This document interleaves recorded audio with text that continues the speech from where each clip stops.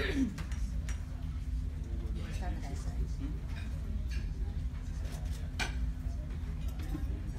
morning. It's Saturday again, so welcome to our weekly Kapihan sa Senado. And we are glad that our guest for today is the Chairman of Committee on Public Order and Dangerous Drugs, Chairman of Committee on Accounts, and at the same time, Chairman of Committee on Games and Amusement. Let us all welcome Senator Panfilo Lacson. Hi, sir. Magandang umaga po. Magandang umaga, Sally. Sa ating mga kasamahan dito sa Senate Media, magandang umaga rin. At sir, una muna dun sa 6.4 billion na shabu shipment from China. Yung fact-finding committee o panel ng Ombudsman, they recommended filing of charges against former Customs Commissioner Feldon and other customs executives like Mestro Campo, but they cleared the presidential son, former Davao City Vice Mayor Pulong Duterte, and the son-in-law of the President, Attorney Man Scarpio. So, are you satisfied doon po sa naging findings ng Ombudsman Fact-Finding Panel? Maski doon sa Senate hearing na sinagawa namin under sa Blue Ribbon, kung titingnan natin yung minutes, yung transcript, maski yung testimony ni Mark Taguba, wala naman talagang direct na ebidensya na nagtuturo doon sa dalawa, kina Presidential son Pulong Duterte at saka kay Attorney Man Scarpio. If at all, hearsay. Ang naging problema kasi sa hearing, hindi na imbitahan yung mga taong binanggit ni Mark Taguba. Kung naimbitahan sana at na-compel na mag-appear sina Tita Nani, yung mga sinasabing nasa Davao Group, at sila ay nag-testify directly implicating the two, then probably merong basihan na masama sila doon sa rekomendasyon ng fact-finding committee ng Ombudsman o maski anong investigating body para humarap sa isang preliminary investigation. So yun din siguro nakita ng fact-finding committee ng Ombudsman na walang direct evidence pointing to the possible involvement ng dalawa. So sir, yung pag-clear sa kanila ng Ombudsman, it doesn't mean na talagang walang basis yung allegation. Nagkataon lang na walang naiharap na mga pwedeng sumuporta dun sa allegation. Hindi sinasabing walang basis, kung hindi walang ebidensyang direktamente nagtuturo sa kanila, dahil while nabanggit ni Mark Taguba, at least do sa pagdinig sa Senado, na yung nabanggit yung pangalan ng dalawa, meron namang mga layers pa na nabanggit doon na hindi naman naimbitahan ng Blue Ribbon Committee. How about sir dun sa mga customs executives? Meron bang nasama na hindi dapat or may kulang pa doon sa inirekomendahon ng Ombudsman na makasuhan? Hindi ko na maalala kung sino pa yung mga hindi nasama doon at sino yung mga nasama. Pero base doon sa kaso na inirekomenda ng fact-finding panel na magkaroon ng masama sa preliminary investigation, yun yung talagang yung tinatawag na indispensable participation. Dahil hindi makakalusot yung 6.4 billion pesos worth ng shabu kung walang naging partisipasyon yung mga taong nasama doon sa haharap sa PI. Pero sir, doon sa itinal nyo na rice smuggling ba yun against Feldon? Wala pa akong decision doon ng Ombudsman? Wala pa, dahil ang huling update doon, nakapag-file na kami ng mga rejoinder, yung consolidated reply, at wala na, kasi non-extendable period naman yung binigay sa kanila. Awaiting resolution na lang yun ng Ombudsman. And as the complainant, I'm very confident na malakas yung kaso. Even do sa pagdating sa korte, I can confidently say na pwedeng umabot ito sa conviction. So sir, can we say na yung naging finding ho ng Ombudsman, tumutugon yun doon sa naging resulta ho ng investigation ng Senado? Yes, tumutugon in some respect, hindi sa tingin ko, kung yun nga sinasabi natin na kung napa-appear lang natin yung mga nabanggit ni Mark Taguba na posibleng magturo do sa dalawa, posibleng naisama sila do sa preliminary investigation na isasagawa ng Ombudsman. Sir, napag-usapan na rin lang itong sa shabu shipment. Yung PIDEA recently, nirelease nila yung narcolist, listahan ng allegedly involved ng mga barangay officials sa illegal drugs. Ang sabi ng PIDEA, validated, and yet may mga lumitaw pa ho na nasa listahan pero patay na. So, anong indication na hindi kaya maging questionable yung narco list dahil po doon? Una-una, there are two words to describe yung ginawa ng PIDEA. It's dumb and cruel. Dumb because ang intelligence report, ginagamit ito para tumulong sa law enforcement na mag-gather ng ebidensya. Kasi intelligence report ito yung nagsasabi, nagpapangalan doon sa mga posibleng sangkot sa illegal drugs activities. At saka may mga attendant information na nakasama doon. So, trabaho na ng law enforcement ngayon para i-convert yung intelligence report sa isang kaso na pwede nila isampa sa DOJ o kaya sa isang prosecutor. Pero dahil isagawang sa publiko ito, ang implication nito is mapo-forward. Kung ikaw halimbawa nakalagay ang pangalan mo doon, isa kang barangay kagawad o barangay chairman, edi itatapon mo na yung mga ebidensya na pwedeng makuha sana sa iyo in flagrante delito no mga law enforcement agents na pwedeng mag-raid o mag-entrap sa iyo, mag-raid sa bahay mo o kaya mag-entrap sa iyo. So nawala ng saysay yung intelligence report.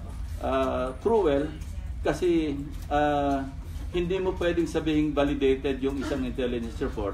Ang makapag-validate lang ng isang intelligence report yung kaso na pwedeng isampa na mayroong sufficienting ebidensya para masampahan ng kaso yung mga nakasaad o nakalagay doon sa intelligence report. Kaya nga tinawag natin intelligence report.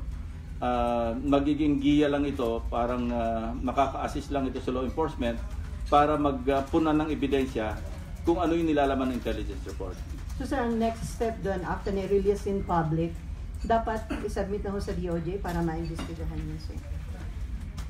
Anong sasabit nila sa DOJ? Hindi naman tatanggapin ng DOJ o ng prosecutor yung intelligence report na walang ebidensya. After all, kapag nagsagawa ng preliminary investigation, ebidensya talaga hinahanap, hindi intelligence report. So it is wrong to assume or even say na validated yung intelligence report. Pwede sabihin confirmed by other sources, pero hindi pwedeng sabihin validated. Tulad yan, pag sinabi nilang validated, yung pala patay na yung ibang nando sa report. So that negates yung kanilang contention o kanilang claim na validated yung kanilang intelligence report. So they should be very careful in releasing such reports, intelligence reports, kasi pang-consumption lang ito ng law enforcement. Okay, Shea. Okay. Sir, pwede bang balikan nung mga barangay officials yung PIDEA at saka yung DILG official concerned na nagpa-release, lalo na yung mga pakiramdam nila inosente sila din sa allegation? Well, siguro at the most pwede sila magkaso ng libelo, doon sa mga nag-release ng listahan, nasama yung pangalan nila. After hindi naman depensa yung hindi naman pwedeng gawing defense yung truth sabihin ng PIDEA, hindi totoo itong nirelease namin. Pero kung nagawan mo, nasira mo yung reputasyon ng isang tao sa pamamagitan ng isang aksyon, sa isang act na hindi naayon sa batas, pwede sila siguro makasuhan ng libel. Lalo na ngayon, sir, mag-e-election. So yung karamihan din doon tatakbo for re-election. Oo. Alam mo yung pagkasangkot sa illegal na droga sa mga komunidad, lalo sa barangay, ito yung smallest political unit, hindi ba? Alam naman ng mga tao doon kung sino yung mga kandidato na may kinalaman sa droga kasi napakaliit ng kanilang mga barangay at kilala nila yung mga kumakandidato. Unlike sa national election na hindi masyadong kilala yung reputasyon o kaya yung kung ano talaga yung gawain, kung mayroong masamang gawain. Pero sa barangay, closely, especially in the provinces, in Metro Manila, malalaki yung mga barangays sa mga urban centers. Pero sa mga probinsya, na maliit lang yung barangay, kilala naman nila, personal at sila yung magde-decide kung meron ba talagang kinalaman sa illegal na gawain, lalo sa illegal na droga, yung mga kumakandidato sa ngayon. Okay, Mean. Sir, in relation to that, parang yun, di ba yun naman talaga yung rason ng PIDEA ba't nila nilabas yung narco list? Para daw matulungan yung mga tao, hindi na nila iboto yung mga involved sa drugs or wag na mabigyan ulit ng kapangyarihan. Will it help, sir, yung narco list? Well, for all we know, mas alam pa ng mga constituents sa isang barangay ang likaw ng bituka ng mga kumakandidato kaysa sa PIDEA because of course naka-immerse naman yung ibang ahente ng PIDEA, but kakaunti lang naman yung kanilang personnel to cover all the 41,000 barangays all over the country. So mas may karapatan pa nga o mas may alam pa yung mga constituents do sa barangay kung sino yung mga involved sa drugs at kung sino yung hindi. So mas kinalagay sa listahan at naisangkot na nga, naihayag na sa publiko. Kung sa pananaw naman ng mga nando sa barangay, nagamit lamang yung listahan para sa political purpose, iboboto pa rin nila yun kasi sa paniniwala nila, mas kilala nila yung kumakandidato. Pwede lang sa kanilang judgment, hindi talaga totoo yung nilabas ng PIDEA.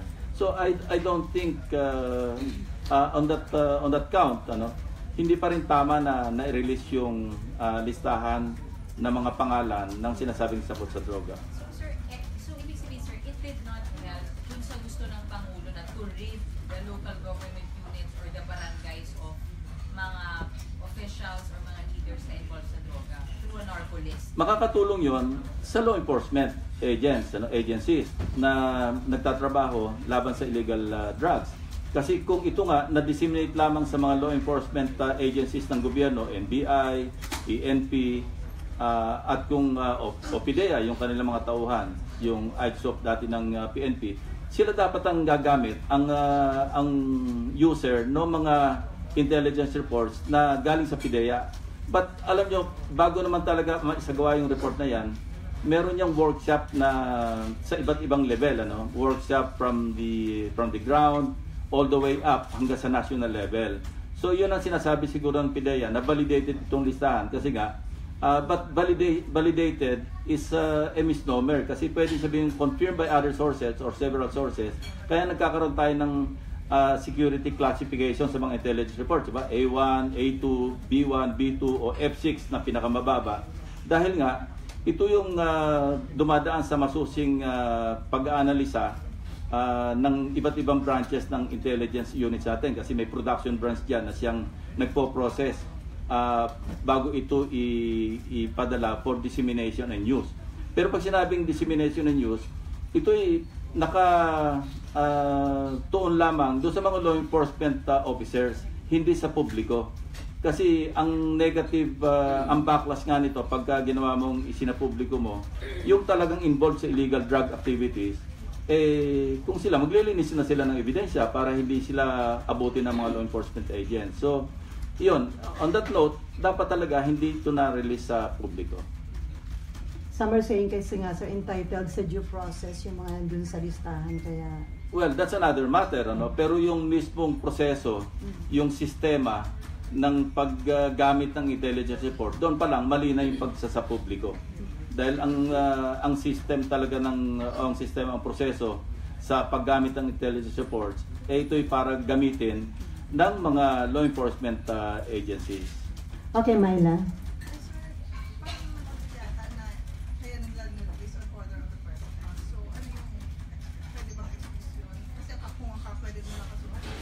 Well, the President is their Commander-in-Chief. At kung utos ng Commander-in-Chief yun, wala rin masyado namang options yung mga nasa ground o yung PIDEA in this regard na hindi sumunod sa utos. But sabi ko nga, they will still be answerable kung sila yung kakasuhan no mga sa tingin nila na-damage ang reputasyon kung halimbawa hindi talaga totoo yung at maraming nangyari sa buhay nila na pwede sila humingi ng danyos. So sila rin naman nanagot, hindi naman nila pwedeng gawing depensa na utos ng aming Commander-in-Chief ito dahil sila naman yung nagsagawa nung act na yun. Ang presidente kasi, ang obligasyon niya, ang responsibility niya sa mga taong bumoto sa kanya kasi sa sistema natin, immune naman siya from suit so hindi siya pwedeng habulin and maghihintay na lang siya kung ano yung judgment ng mga tao sa kanya. Of course, wala naman tayong second term sa Pangulo, wala naman re-election. So, yun na yun. Kung sa tingin ng mga tao, mali yung kanyang ginawa, doon siya huhusgahan. But not in a court of law kasi nga immune siya from suit.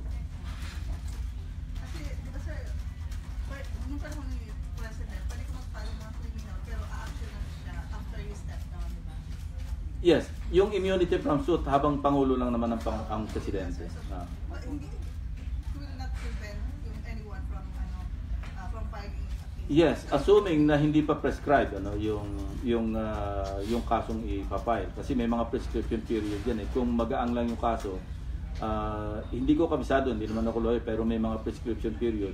At kung hindi pa prescribe, pwede siyang filean kung wala na siyang immunity. But at this point, sir, ang forward nga nung sinasabi na pwede kaso ng libel, yung lang actually naglakas. Yes, but it will not also prevent those who think their reputation ay na-damage na mag-file na rin ngayon. Although hindi pa uusad yung case kasi nga may immunity pa. No? Pero pwede na mag-file against anybody, hindi nga lang uusad pa yung kaso na ipapile nila sa ngayon. As far as the President is concerned. Sir, more than 2 years na yung Duterte administration, how will you assess yung kanilang anti-war drug?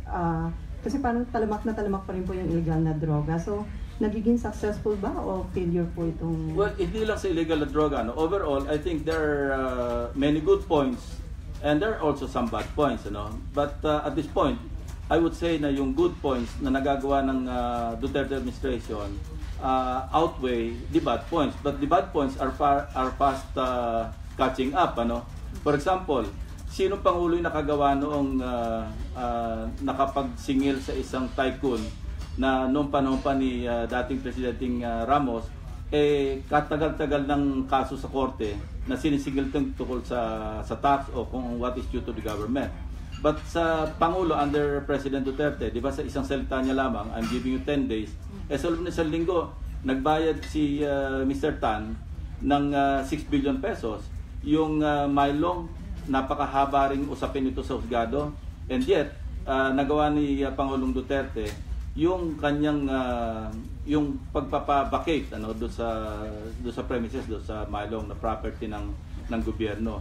At marami pa yung mga, pero sabi ko nga, may mga bad points din dahil kaya nga siya naharap sa mga kritisismo dahil yun nga, merong mga sa perception ng tao, kaya maski ebidensya na nagsasabi na may involvement sa corruption, pero wala namang aksyong ginagawa at nabibigyan pa ng ibang assignment o ibang appointment.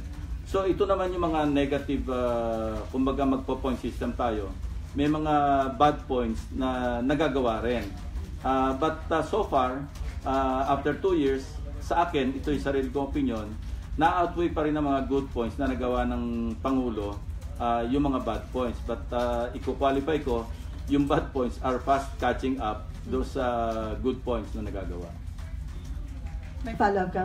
Okay. Share. Sir, alin doon yung medyo potent na bad point na parang na-overwhelm ba, natatabunan yung positive points?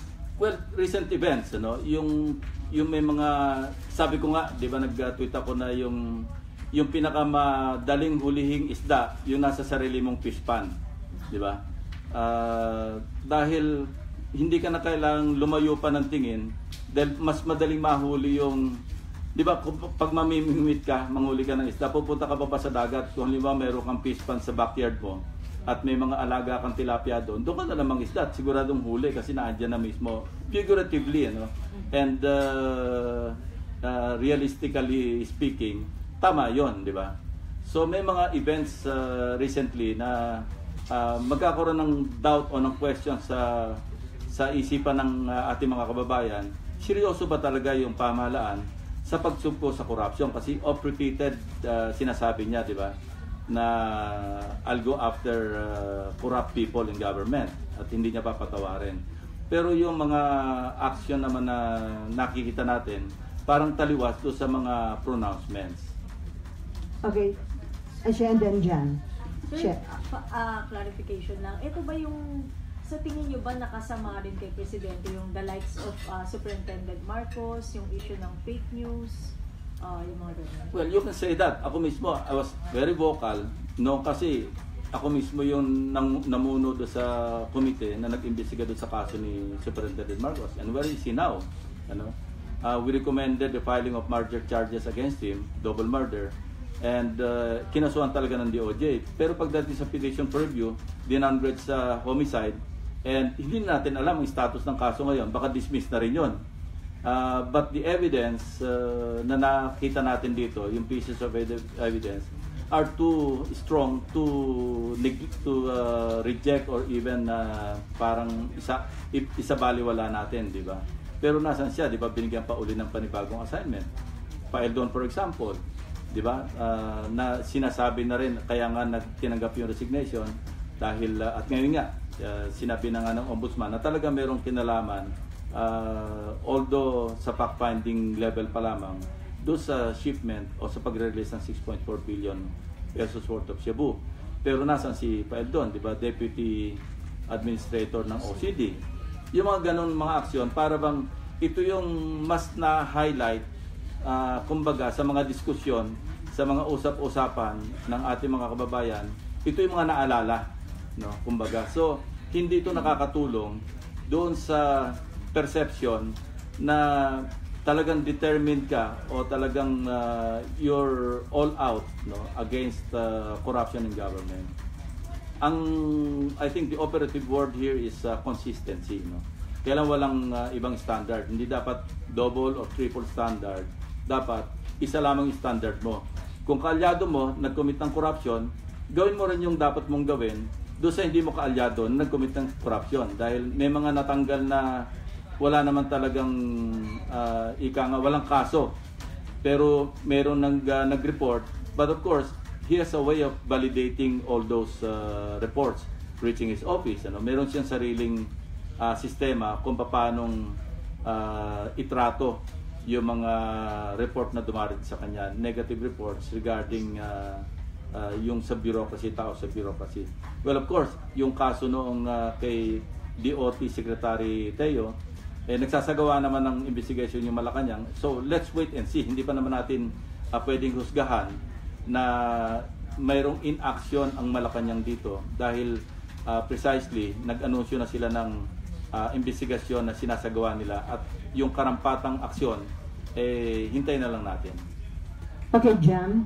Yung tanong ko ano yung mga instances? Nasabi na niya, sir. Okay, other issue na tayo. Sir, meron ka related? Say, related? Okay. Related na po kay Secretary Teo. Kasi kahapon po ang Makabayan Block, they called for the resignation of Secretary Teo. Would you say that it's also time for her to step down?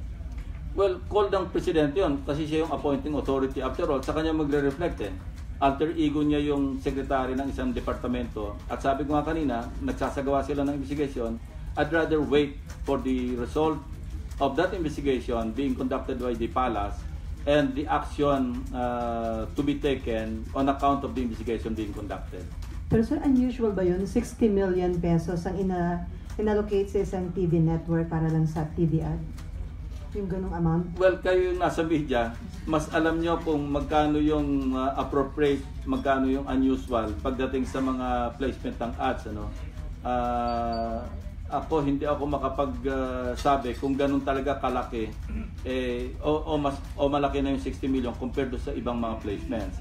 But based on the news reports na nababasa rin natin, kung mas mas malaki pa yung ginaso sa, hindi ko naman minamata yung PTV4, after all government network yan, pero networks like CNN International and BBC na mas mababa pa based on reports, ano? I don't know kung totoo yung news reports kasi I read about about the BBC receiving 51 million pesos worth of placement, ano, sa advertisement. So kung ang thrust ng tourism is to attract tourists, di ba mas magandang ang focus mo yung sa labas ng Pilipinas kasi sila nagdadala ng dollars, ano? But there's also our domestic tourism to look at, ano, but that's a judgment call, pero ngayong merong COA report, they will have to address that. So sa magmumukha pang mas questionable or irregular kung yung malaking bulk nung 60 million ay napunta ko dun sa TV program ng kapatid niya? Well, sa akin merong issue ng ethics at saka appropriateness, ano, dahil although sinasabi niya hindi niya alam na wala siyang pakialam kung doon pala napunta yon, but you know, in the long term pagka nag-analyze tayo, being layman dito sa usapin na ito, makita mo merong something is not really appropriate pagdating sa ganung punto. Okay, ma'am, related. Yun nga yung claim kasi sir ni Secretary Juan Tateo na parang hindi siya ang nag-call or hindi siya yung nag-decide na ilagay sa programs nila Erwin and Ben Turbo. Yeah, first we don't know the facts, the real facts. Kailangan arm tayo ng facts so we can make our informed judgment, whatever it's worth, do sa mga usaping tulad ng ganyan.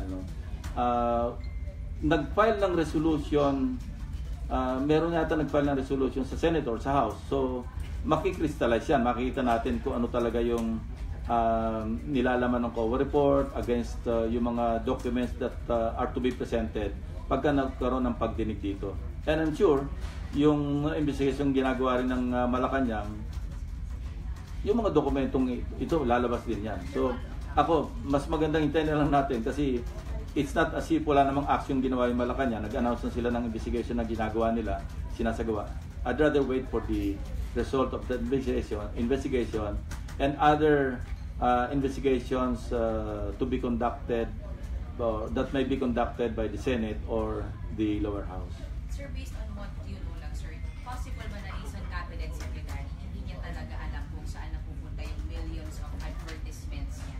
Saan? Siyempre dapat interesado ka rin, in practical terms, kung ikaw head ng agency at maglalaan ka ng pera sa budget mo para sa advertisement, dapat interesado ka rin malaman para kung effective ba o hindi yung paglalagyan ng merong cost benefit, ika nga.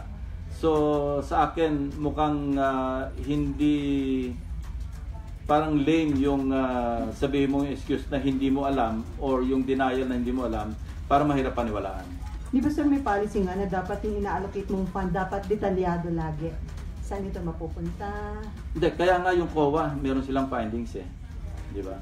Kaya nga nakita ng COA ito at mukhang binibilay nila yung allegation o yung claim na hindi alam kasi mukhang may mga pirmahan na nangyari.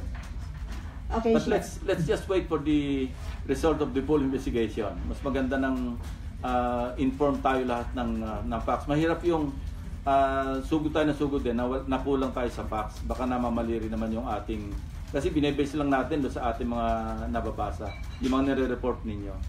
Okay, share related. Sir, related lang. Sir, hindi man resignation, pero appropriate ba na in the meantime na ongoing yung investigation, mag-file muna siya ng leave of absence as a form of courtesy? Yung mga ganong action to be taken, call yun ng tao, yung pag-tender ng resignation, yung pag-inhibit, it's always a personal call. Kung sa tingin niya, wala siyang ginawang inappropriate at naniniwala siya na talagang appropriate naman yung lahat ng acts niya o yung action na ginawa niya, nasa kanya yon. It's not for me, it's not for anybody to demand na mag-resign siya. Okay, sir, other issue. Latest policy issue survey shows na majority ng mga Pinoy against mo doon sa Chacha at federalism. Indication po ba ito na slim yung chance na ma-approve itong isinusulong na charter change at federalism under the Duterte administration, o it's too early to predict, sir? Well, mababawasan yung chances na maipasa yun lalo na sa Senado kasi 12 o kalahati ng mga senador or halos kalahati ng mga senador tatakbo sa re-election. Of course, titingnan din nila yung pulso ng mga tao sa mga issues na nahaharap ang bansa ngayon. At isa na nga yung kung majority ng mga kababayan natin hindi pabor sa federalism, baka magdalawang isip sila. But ako, firm naman yung aking belief na kailangan i-amend yung charter, pero particular doon sa mga economic provisions, yung restrictive provisions like yung 60-40, yung sa ownership ng real estate, pati yung public utilities, okay ako na i-amend yun. And some political provisions like yung sa kailangan wala na yung enabling law, yung mga enabling law para sa anti-political dynasty, yung mga ganon, saka yung sa term limits dapat ding ma-revisit, especially sa mga local officials kasi yung 3 years masyado maikse kasi halos wala nagagawa. Yun ang mga sa akin na dapat pwedeng galawin. Pero yung form of government na papalitan federalism, baka meron pa mga ibang solusyon na available naman without amending the charter. Isa na nga rito yung sa budget reform na in-order ko at nagkaroon na ng pagdinig bilang subcommittee chair ng budget reform bill na aking final, na pwede namang i-arm natin ng resources yung mga local government units, lalo yung mga mahihirap, para yung dole-out mentality na mga mayors, mga barangay chairmen, mga governors, mawala na. Kasi disjointed masyado yung needs and priorities ng mga local government units, lalo sa malalayong lugar, doon sa mga lumalabas o ina-appropriate sa national budget.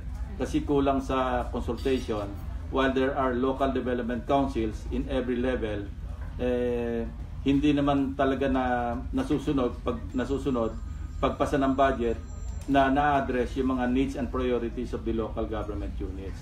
Maraming mahihirap yung mga 6th class, 5th class municipalities. Kaya nga araw-araw may nakikita tayo rito mga mayors, barangay chairmen, kagawad, governors na nandito kasi naglalabi sila, nanghihingi sila ng pondo, magkaroon ng alokasyon sa kanilang mga infrastructure programs, mga projects nila, pati livelihood. Kasi nga, kulang na kulang yung pag-allocate ng resources by way of the General Appropriations Act doon sa kanilang pangangailangan. So, baka naman pwedeng doon na lang idaan kesa yung drastic change na from unitary magpe-federal tayo. Some are saying na kaya daw ganun ang naging resulta ng survey kasi hindi pa clear sa public ano talaga yung mga specific provision ng ating constitution ang i-amend at ano din klase ng federalism yung isinusulong ng administration. So do you think kapag na-i-submit na ho ng consultative committee yung kanilang proposal, pwede pang magbago yung resulta ng survey at pananaw ng publiko sa Chacha at federalism? In this day and age of modern communication technology, alam na rin ng mga kababayan natin yung mga issues dahil 'di ba? From time to time nakakakita naman tayo ng mga proposed amendments ng consultative council o committee na pinangunahan ni ex-justice Chief Justice Puno. So hindi kulang sa impormasyon yung ating mga kababayan tungkol sa mga issues na to. So may sariling pananaw yung mga at least yung mga respondents ng survey na sinagawa para magkaroon sila ng perception o paniniwala na hindi sila sang-ayon na maging mag-federalize tayo. Okay, Badet.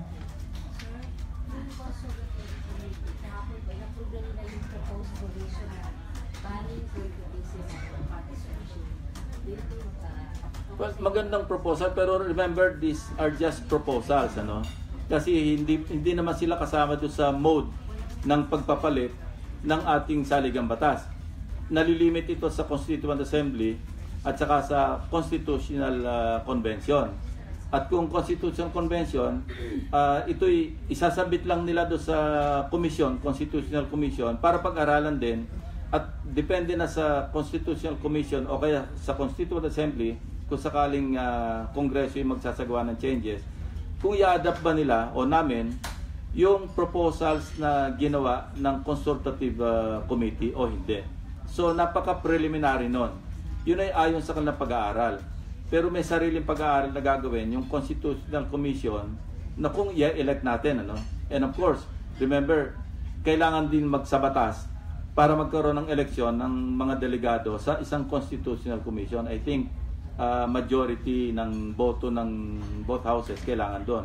Kung Constituent Assembly naman, napakabigat kasi napakalaking bilang ang kinakailangan para magpasa ng mga proposals. Pero sir, pabor ba kayo doon? Kasi isa sa mga kanilang pinagbotohan, i-adapt na nga yung two-party system, ipagbawal yung turncoatism, dapat may college. Pabor ako doon. Kasi parang mga itik, kung sino yung manalo, doon lahat nakasunod. Tapos pag nagpalit na naman, doon na naman lahat nakasunod.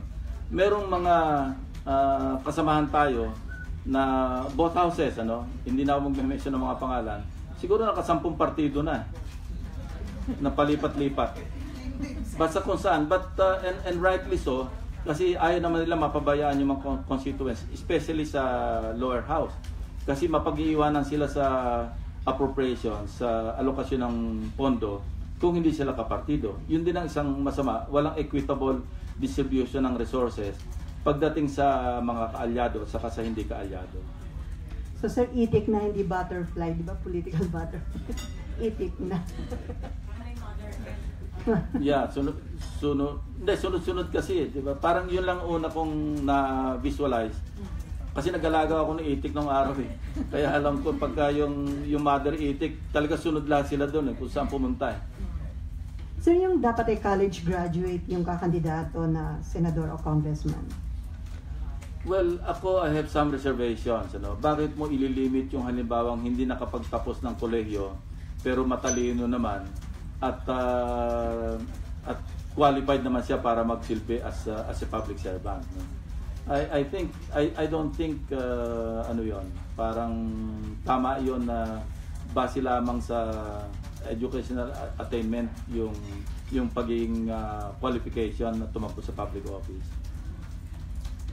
Okay, and related question about Chacha, no more. Sir, kahapon yung Coalition for Justice sumulat ho sa lahat ng mga senador asking senators na ipaglaban nyo doon yung karapatan na kayo dapat ang maglitis sa isang impeachable official like CJ Sereno. Gusto niya mag-adapt ho kayo ng resolution appealing Supreme Court na isuspend daw muna yung co-warrant to proceedings para mabigyan daan yung impeachment trial.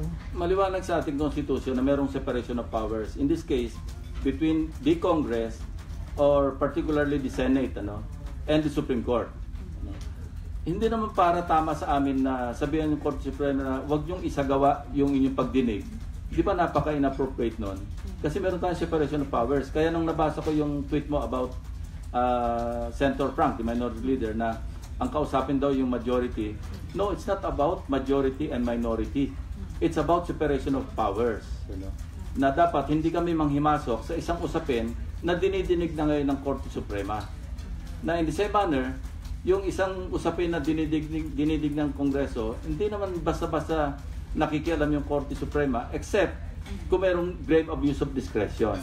At sa Korte Suprema lamang nag-a-apply yung paghuhusga kung mayroong grave abuse of discretion. Yung Senado, wala kaming karapatan para sa ilalim ng saligang batas, sa ilalim ng maski anong batas pa, para sabihan yung isang co-equal branch ng gobyerno na inaabuso niyo yung inyong pag-exercise ng discretion. Korte Suprema lang ang pwede magsabi ng nag-commit ka ng grave abuse of discretion. That's why we'll have to check you. Pero kami, wala kaming ganong power, wala kaming authority under the Constitution or under any law of the land na sabihan yung Korte Suprema na hindi kayo po pwede dyan. So, to say the least, hindi tama naman yung panawagan na parang pupulaan kami dahil hindi kami gumagawa ng aksyon para i-check yung Korte Suprema. No, we cannot do that, plain and simple. And we respect the separation of powers. Okay, Myla, and then siya. Pero sir, yung pasok ng Supreme Court na ongoing yung impeachment proceedings ay considered as encroaching on the part of the Supreme Court. Wala pa wala pa rito I mean, sa Congress, kasi kabuuan naman, House, lower and, we're talking of, yung entirety ng Congress. So, This is a test case. This is a novel case as far as the Supreme Court or as far as the country is concerned. And di ba, may kasabihan naman tayo, the gods of Padre Faura. Pag sila nagsabi, right or wrong, that becomes the law of the land. That becomes part of the law of the land. So, while it's still early to speculate kung ano yung magiging role ng Supreme Court, kung pagbibigyan ba nila yung co-warranto o hindi, ang sa akin lang, mag-stick tayo sa issue dahil ine-egg kami ng isang grupo para manghimasok sa gawaan ng Korte Suprema. And to me, hindi namin gagawin, hindi namin dapat gawin dahil nga ginagalang namin yung separation of powers. So kasi nga sinasabi na ang tanging may sole authority para i-impeach ang isang impeachable official ang Senado. So, habang may pending impeachment case against Sereno, bakit biglang may ganitong co-warrant to? So may jurisdiction daw po ba yung Korte Suprema na aksyonan yung co-warrant to petition considering na merong pending na impeachment case? Maybe yes, maybe no. Pero ang bottom line dito is wala kaming karapatan nga na magsabi sa Korte Suprema na inaabuso niyo yung diskresyon ninyo, kaya wag niyong gawin yan. Korte Suprema pwede magsabi sa executive branch at saka sa legislative branch na inaabuso niyo yung diskresyon niyo, hindi niyo pwedeng gawin yan. Yan ang nakasaad sa ating batas. So sa tingin nyo, malabo mangyari na may adapt na resolution yung Senate appealing sa Korte Suprema na isuspend yung As co-warrant? far as I'm concerned, I will not support such resolution for the reason that I have already cited. So sa parang questionable na yung pagiging impartial ng mga It's not minority? about whether what the Supreme Court is doing is right or wrong. Ang sinasabi natin dito, wala kaming karapatan, wala kaming authority. It's not within our power to tell the Supreme Court what to do. Hindi kami pwede magsabi sa kanila na merong kayong grave abuse of discretion. Wala sa aming poder yon. Yun ang sinasabi ko. Pero so yung pagsuporta ng mga minority senators doon sa stand na yon ng Coalition for Justice na sumusuporta kay Sereno, hindi ba nalalagay sa alanganin yung pagiging impartial na nila sa... Well, that's their call. As far as I'm concerned, ako, ilang beses yun na yung tinanong na magkomento tungkol dyan. Di ba sabi ko, I'd rather defer comment until such time that I cast my vote whether to convict or to acquit, and eventually explain the same. Doon lang ako pwede mag-comment pagka nag-cast na ako ng boto at in-explain ko yung aking boto. Sa ngayon, sa tingin ko hindi kami dapat nagko-comment kasi we are all potential judges kung mapunta rito sa Senado yung matransmit yung impeachment complaints o yung articles of impeachment. Okay, She, and then Ann. And then Jan?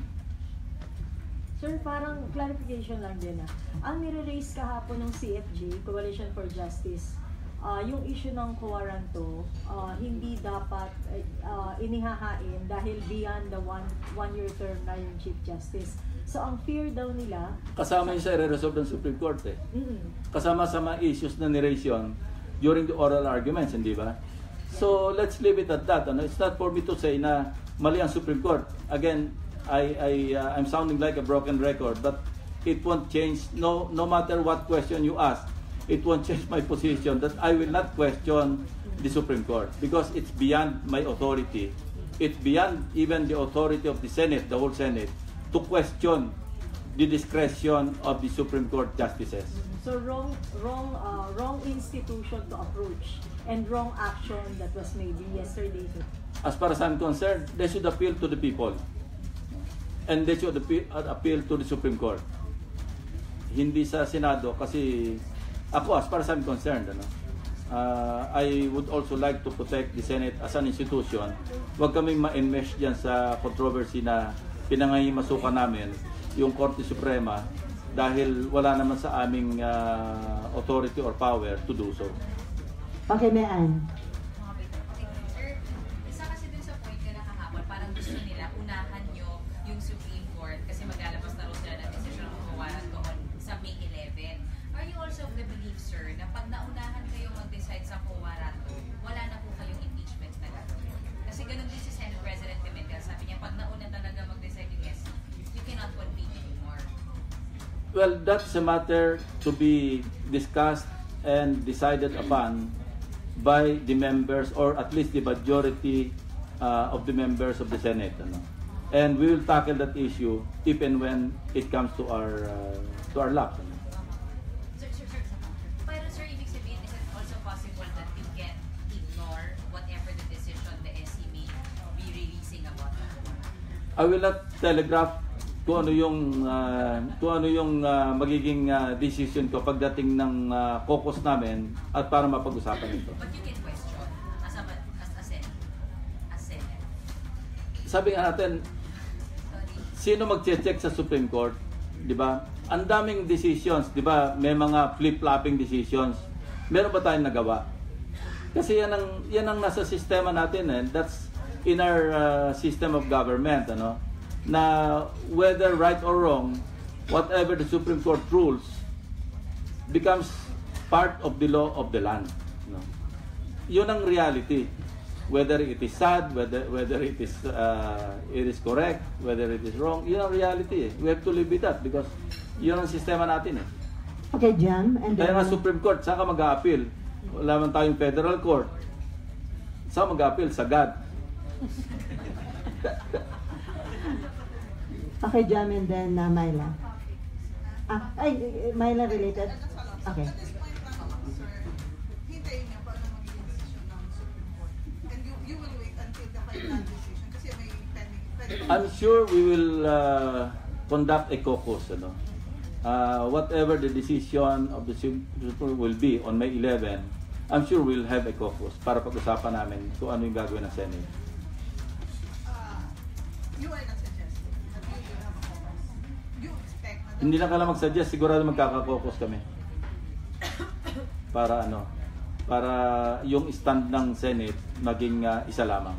So yung caucus kahit wala pang session, basta't magkaroon na ng decision? Depende sa Senate President saka sa majority kasi baka hindi available. Depende yan, depende. But I'm quite sure merong magsasuggest na tumawag kami ng caucus para pag-usapan. Hindi nga pag-uusapan exactly kung paano kayo magre-resolve. How to move forward. How to move forward. Related pa rin. Sige, and then after Sir, that, ito Jam. lang, yung point of view nyo lang, kasi ang usual na naririnig natin dun sa CFJ, sa iba't ibang grupo, once na magkaroon nga ng decision kung ano man, halimbawa in favor ng SC, tuluyan na raw na ma-erode yung democracy sa Pilipinas kasi masisira daw yung separation of powers and all. Ganun ba yung nakikita nyo na likelihood? Babalik ko lang sa sagot ko kanina. Who are we to question the decision of the Supreme Court? Yun nga, maski magtatala ka dyan umaga't hapon hanggang gabi, maglulupasay ka dyan, kung inaruling ng Supreme Court, anong authority namin under the existing laws, under the Constitution, to question? Pero masisira ba talaga, sir, yung kung anong dinidikta ng Constitution? Kasi pag nag-comment ako, kasi usaping impeachment ito, And pag nag-comment ako tungkol sa impeachment, di ba sabi ko, I'd rather not comment until such time na magkakas ako ng vote to convict or to acquit. And eventually, and thereafter explain my vote. Di ba? Okay, Joyce. Sir, kung sakaling ma-impeach po sa House, tapos magtuloy-tuloy. Na-impeach na siya sa committee. Sa committee. Sir, Yeah. kung sakaling ma-impeach siya, tapos nag-decide ang Supreme Court na tanggalin, sir, since co-equal branch kayo, posible ba ang Senado magdesisyon na ipagpatuloy pa rin yung trial?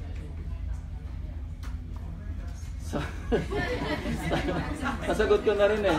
Hindi ko naman desisyon mag-isa yun eh. Pag-uusapan namin Kayo, kung sir, ano. sa tingin, anong stand nyo? Kailangan marinig natin yung yung mga issues involved eh. Okay, other issue na, Jam. Sir, sa Kuwait, sir, there's a reported call of diplomats, although wala namang on record, na mag-resign na lang si Secretary Cayetano.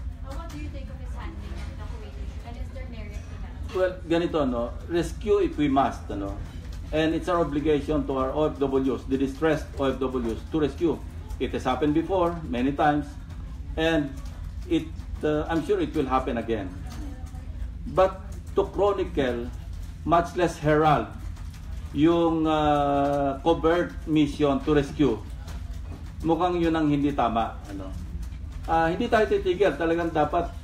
Sabi ko nga, meron akong personal experience while we were doing the rounds of many countries in 2001 or 2002 nung hinihir namin ng public hearing sa absentee voting. And meron akong personal experience na dala pa nga ako sa isang safe house na kung saan nandun yung mga distressed OFWs just recently rescued by our embassy people. And that's good, Ang walang masama sa rescue obligasyon natin yan at dapat talaga natin gawin. Ang nakasama lang, yun nga, kung i-chronicle mo man for future reference, for future use, tama na doon. Pero to upload it for all the Kuwaitis to see, mukhang doon tayo nagkaroon ng problema. I don't want to question the intention o yung purpose ng pag-upload. Although it's quite obvious, ano, bakit mo i-upload sa social media yung isang gawain na parang nag-infringe ka doon sa sovereignty, sa mga laws ng isang kaalyadong bansa pa naman, ano. So maski sa ating gawin yon, halimbawa meron tayong isang preso rito ng halimbawa Amerikano o kaya Kuwaiti at nirescue noong sabihin natin mga Kuwaiti police o Kuwaiti military, tapos in-upload pa, hindi ba tayo magagalit? Magagalit din tayo kasi nalaman pa natin sa social media o sa YouTube na pinasok yung bansa natin para i-rescue yung isang lang national. So it works both ways, ano? But sabi ko nga, it's well within our responsibility and obligation to look after the welfare of our OFWs. After all, di ba, sila tinatawag nating mga bagong bayani, di ba? Yun nga, but to chronicle it and worse, to herald it or to announce it for all the Kuwaitis to see, doon tayo nagkaroon ng problema. Okay, Jen. So doesn't this show na hindi pa kung pagagamay na Secretary Cayetano yung do's and don'ts of diplomacy? Kasi matagal na nga ginagawa. Unang-una, hindi naman natin alam kung ano yung personal knowledge or personal involvement niya doon sa pag-upload. Ano? Yung pagre-rescue, I will not question na kung alam man niya yon, well, he deserves all the commendation ng bawat isa sa atin, bawat Pilipino. Hindi natin natutukoy pa ano ba yung kinalaman niya doon sa pag-upload nung video sa social media na nagsasagawa. Kaya nga tinawag na covert covert mission. Bakit mo gagawing overt na ikakagalit ng isang kaalyadong bansa? So you don't agree with the cause for him to resign? Hindi pa nga natin alam kung ano yung, wala naman siyang inaamin eh. Pero sir, sabi ng grupo ng mga career officials sa DFA, parang tinawag nilang amateur and experienced Secretary Cayetano. Naalala ko, di ba, dumaan siya sa CA and as chairman ng Committee on Foreign Affairs ng CA. So that was a courtesy extended to a colleague at the time because he was still a senator at the time. And tradition dictates na kapag, maski si Senator Ople, when he was appointed Foreign Affairs Secretary by ex-President Jeme, napakabilis niya sa maski sinong galing sa House, galing sa Senate, parang by acclamation kino-confirm na namin, no, that's a courtesy extended, it doesn't have anything to do with competence or qualification or being amateur or what. So hindi naman Hindi naman kayo naging answerable dahil kinonfirm. without looking. Well, looking back, tama na, bitin na lang. So nagsisisi kayo, sir? Hindi naman. Given the same situation in the future na meron kaming colleague na ma-appoint, I would do the same thing. Halimbawa, Senator Loren, ma-appoint na DSWD. Senator Gringo, ma-appoint na DICT. Halimbawa, then we'll give them the same courtesy. We'll extend the same courtesy. Pero sir, tama ba na dahil lang sa courtesy, paano kung hindi mo siya fit for that position? Well, tradition nga yun eh. Ito yung time-honored tradition ng Senado na bigyan mo ng kortesiya and then after all, na-appoint naman siya ng presidente, hindi na talaga masyadong kino-question. Senator Rojas, di ba? Maski nga ex-senator, di ba, binibigyan ng ganong kortesiya. Yung pang lalo si Senator Alan, he was an incumbent senator at that time. Okay, Nimpa. Yung nangyari kasi it almost cost us, or actually it's costing us our diplomatic relations na with Kuwait. Ganun na lang ba yun? Di ba dapat merong maparusahan? Well, may kasabihin tayo, time heals, di ba? And I just hope that it will come sooner than soon, not sooner than later. Kasi may mga pinagdaanan naman tayo eh. Meron tayong pakikiisa sa Kuwait nung in-invade sila ng Iraq. Maski pa paano, tumulong tayo doon. At yun, magkakaroon nasa maayos sa pag-uusap. Baka naman sakaling mahil itong parang animosity na nangyari sa atin. It will, I'm sure, temporary lang ito. Pero I mean sir, dito sa atin, sir, di ba dapat merong sanction for that because it is costing us our That is for President Duterte to decide what to do. No? Pero sir, papaklarify niyo ba lagi sa budget season kung sino yung... Lalabas yung issue na yan, definitely. At kung nag-file ng resolution si Senator Nancy, no, and maitatanong yan, may papasagot yan sa mga persons concerned kung bakit nangyari itong ganitong problema. Kailangan specific person, sir, as to who ordered the videotaping? Lalabas yan. Okay, She.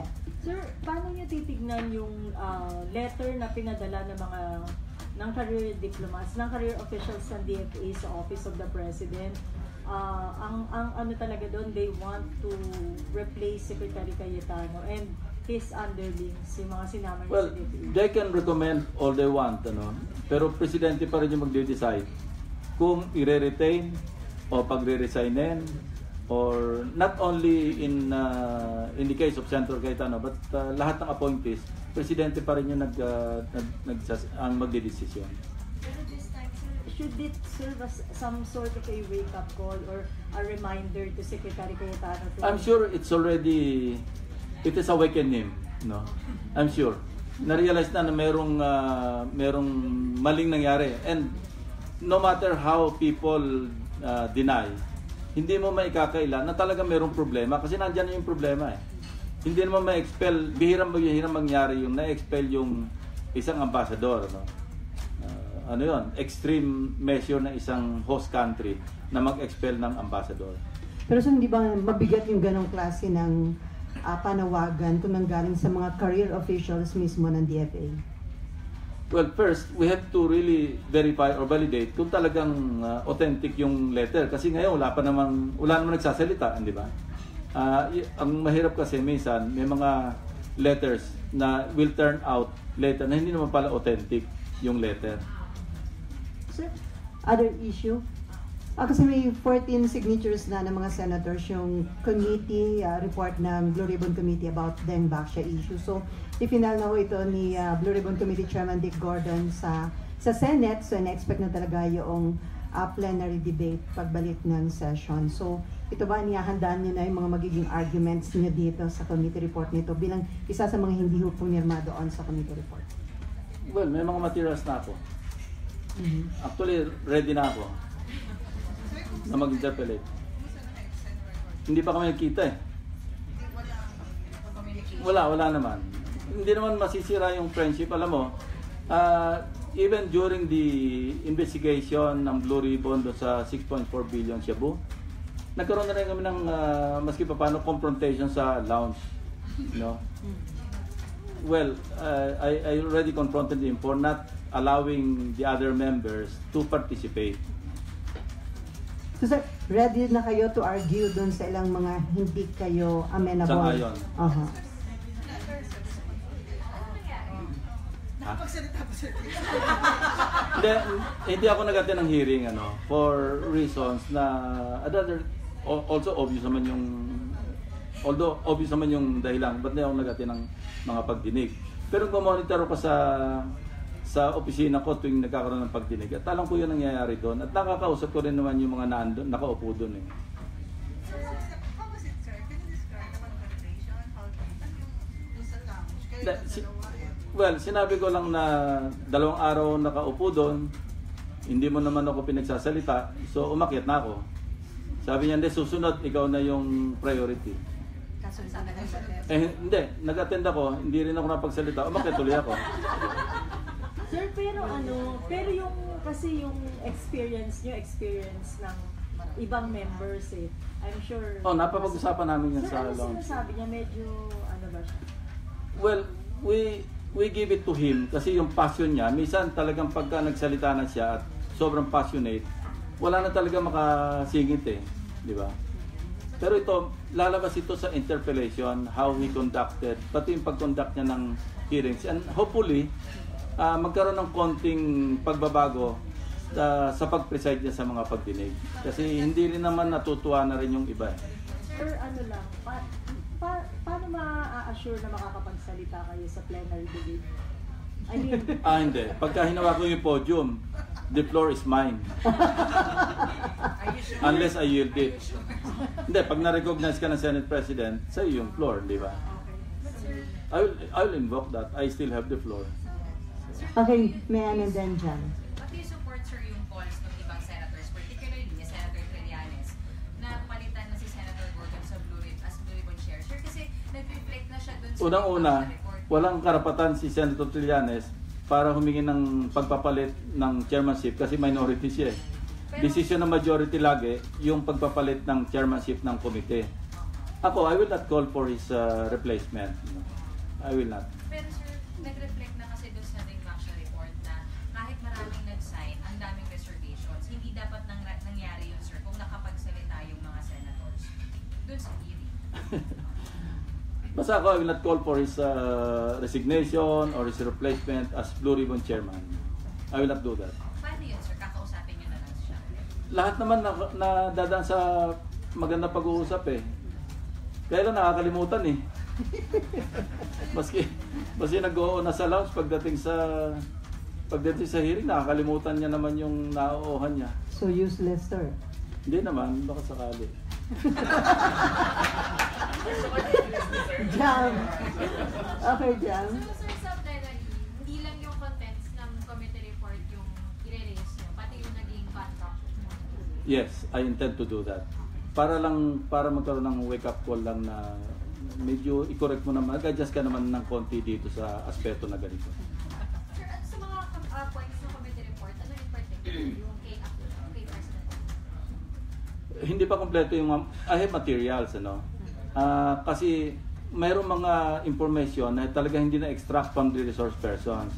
And I intend to show that. Kaya nga inevitably kailangan ipakita yung manner of conducting or presiding over the hearings, ano.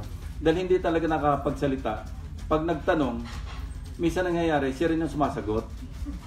At pagka taliwas doon sa kanyang paniniwala yung sagot ng resource person, pinipigilan niya. So, makakakuha ka ba ng enough facts na ma-include mo sa committee report kung hindi naman nakakapagsalita yung resource person or resource persons mo? Yeah. Kaya hindi nga maiwasan na maipakita rin how he conducted the hearings doon sa Dembaxia. So do you think ma-adapt yung committee report considering majority ng mga pumirma with reservations? Marami din yung hindi sila amenable na criminally liable si former President Aquino. Well, in all likelihood, ma-adapt yun, but with amendments. Definite yun. Okay, sir. Ano daw yung latest doon sa transfer ng Senate? May nanalo na daw ba na bidder? May 18, magsasubmit sila and then magkakaroon ng judging kasi na-trim down na sa 5 entries. At malalaman na kung sinong mananalo sa design competition. We're still on track, no? The construction of the new Senate, our new Senate building will start next year, January 2019. And we hope to, or we expect to transfer on at the earliest December 2020, or give or take first quarter of 2021. So lilipat na tayo doon sa ano. So goodbye GSIS na, sir.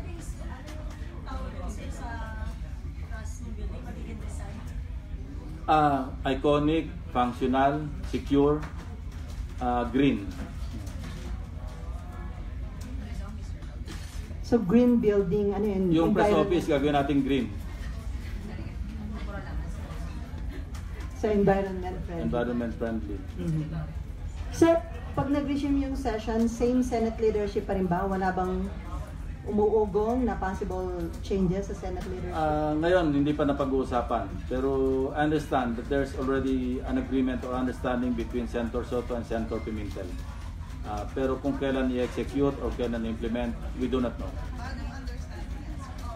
Ha? Bagong understanding. Hindi, noon pa to. Hindi lang to na... Wala pang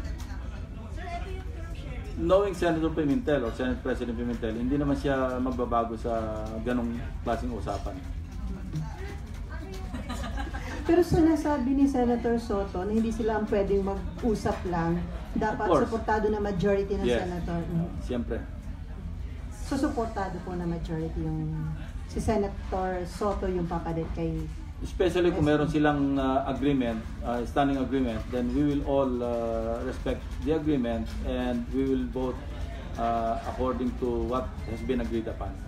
Sir, the agreement being Senator Soto will be the Senate President? Yeah, eventually take over Senate President. Sir, tapos sa mga Senate Majority Leader si Senator Riggs. Hindi ko pa alam yung ibang mga officers na So yun pa lang, sir. yun pa lang napag-usapan. Kasi tanong ba, kung magiging pro-tem o kung siya yung Hindi ko alam eh. Hindi ko alam yung basta yun lang yung level lang ng Senate leadership yung privy ako doon sa usapan. So, safe na sir sabihin na we can expect a new leadership, pero hindi lang natin alam yung At saka kung kailan, kung sa June or pero mangyayari within the year. so at least may certainty na may kakaroon ng change. In the first place, pagpapile ng certificate of candidacy si Senate President Pimentel sa October, di ba?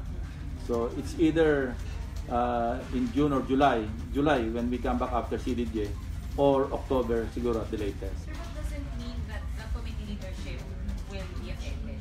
Wala po. Well, pagka pinalitan mo yung Senate leadership, hindi man dineclare all positions vacant, then magre-remain yun.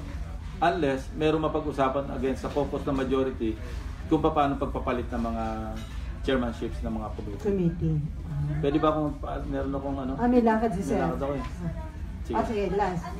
Kasi knowing Senator Soto, ano yung mga nakikita niyo magiging changes under his leadership? Yung Senate as a Well, yung Senate leadership or any leadership is only good as the people supporting that leadership, hindi ba? Of course, siya yung baton, siya yung conductor. Walang masyadong mag-change.